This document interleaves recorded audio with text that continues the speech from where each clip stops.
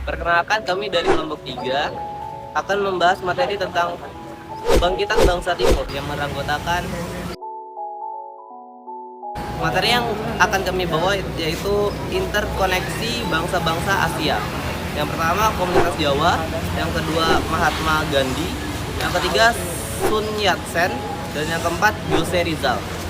Yang pertama yaitu komunitas Jawi. Komunitas ini memiliki kontribusi besar dalam menjadikan Mekah sebagai pusat kehidupan keagamaan Indonesia pada abad ke-19. Hal ini disebabkan karena pada waktu itu banyak ulama yang datang untuk mempelajari agama Islam ke Mekah, kemudian bertemu dengan cendekiawan yang membawa ilmu pengetahuan dan paham baru. Sekembalinya ke Nusantara, pengetahuan baru tersebut kemudian disampaikan melalui lembaga pendidikan pesantren Suara dan Dayah Iswanto 2013. Akhir abad 19 menandai penemuan bentuk komunitas Jawi dengan puluhan halaqah yang tersebar di penjuru Mekah.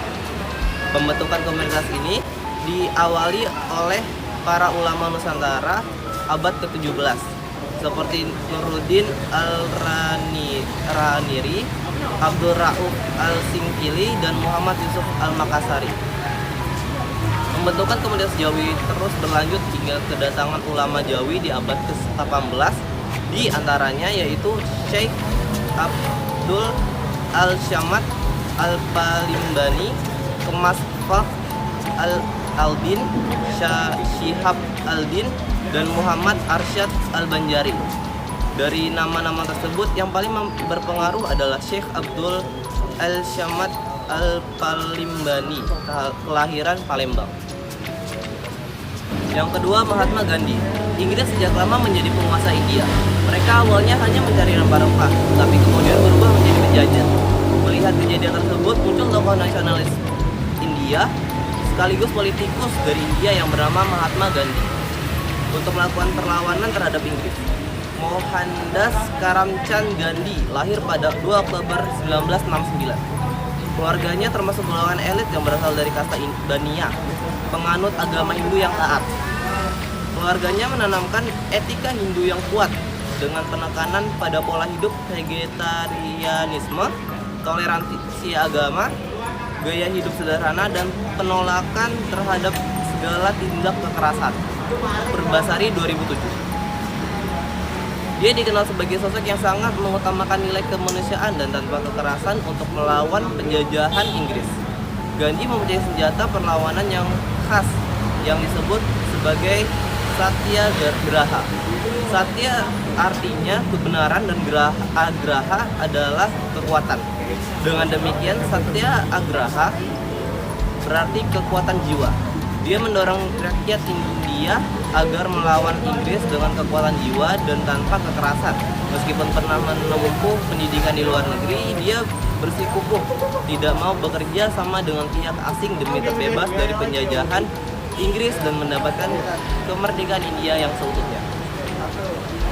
Selain menjalankan ajaran Satyagraha, dia mengajak melaksanakan Swadeshi, yaitu rakyat memakai produk asli dalam negeri dan memanfaatkan kekayaan alam sendiri agar tidak bergantung pada Inggris.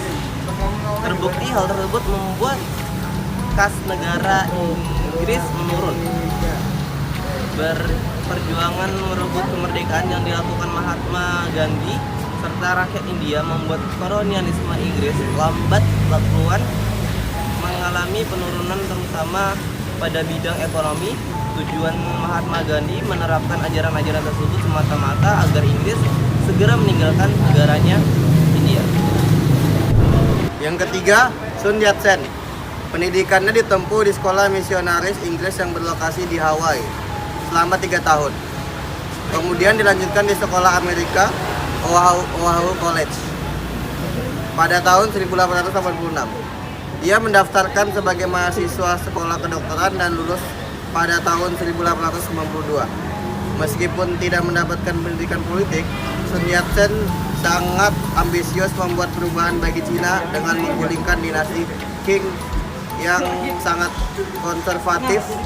Sun Yat-sen mendirikan sebuah organisasi bernama Revive Chinese Society atau Xing Fong Hui yang menjadi cikal bakal kelompok revolusioner rahasia yang kemudian dipimpin oleh Sun. Dia juga mendirikan Liga Persatuan yang kemudian menjadi Partai Nasional Cina. Selama bertahun-tahun, Sun Yat-sen secara rutin melakukan propaganda melalui jurnal rakyat, Minbao. Dia menuliskan idenya tentang tiga prinsip rakyat,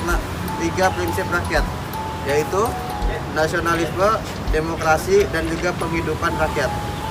Teori revolusioner yang mengidamkan berdirinya suatu negara dengan bentuk republik, demokrasi dikenal dengan istilah Sanminchu. Setelah melewati masa pengembaraan selama bertahun-tahun dengan melakukan perjuangan menggulingkan dinasti Qing dari luar negeri, Sun Yat-sen kembali ke Tiongkok dan melakukan gerakan revolusioner yang membawanya menjadi penjabat presiden pertama Republik Tiongkok. Pada tahun 1911 dan sampai 1912 dan 1923 sampai 1925. Meskipun ia meninggal pada saat cita-citanya untuk mensejahterakan penduduk Cina belum tercapai, ia dianggap sangat berjasa dalam menyatukan wilayah Cina. Yang keempat, Jos Rizal. Besar di keluarga yang berpikiran maju, Jos memiliki pemikiran nasionalisme yang dia sudah memiliki keinginan untuk berjuang sejak kecil.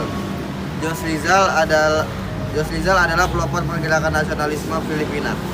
Melalui tulisan, dia menyadarkan rakyat bahwa mereka diperlakukan tidak layak oleh bangsa asing di negara sendiri. Karya-karyanya menjadi serangan tertulis terhadap Spanyol hingga ia dibenci oleh para penjajah.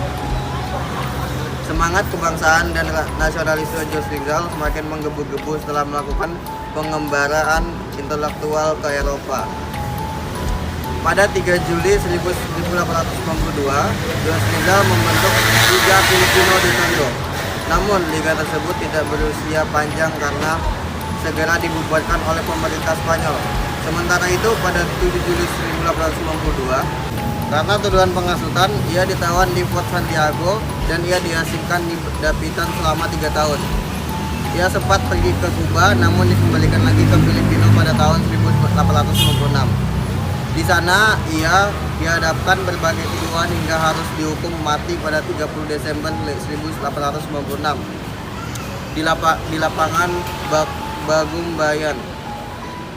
Kendati Jos Rizal meninggal sebelum cita-citanya menuntut reformasi kebijakan tercapai, semangat perjuangan menumbuhkan sikap nasionalisme rakyat Filipina yang memunculkan pergerakan yang lebih radikal dari yang dia lakukan, seperti perlawanan Andreas Bonifacio dan perlawanan Emilio Aguinaldo. Sekian dari kami, wassalamualaikum warahmatullahi wabarakatuh.